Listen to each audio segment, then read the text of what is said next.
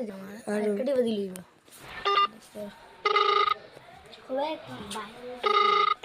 তোমার দিন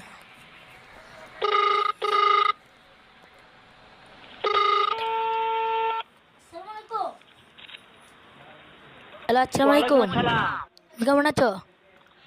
হ্যাঁ ভালো আছি, তুমি কেমন আছো? হ্যাঁ ভালো আছি। হ্যাঁ ভালো আছো না? আচ্ছা তুমি কার সঙ্গে আছো? আমি আছি মানাজির সঙ্গে। ওই মাদার চোরের সঙ্গে? ওই মাদার চোর তো এতই হারামজাদা, ওই চোরের বাচ্চা, ওই তো লটির বাচ্চা, ওই সাহায্যের বেটা মাগির লিখা, এতই মাগির লিখা। ওই হারামজাদার আমি সামনে পাইলে একটা এমন একটা চটকানে মারবো সারা মাদার চোর। এ তোমার কথা সব শুনতেছে।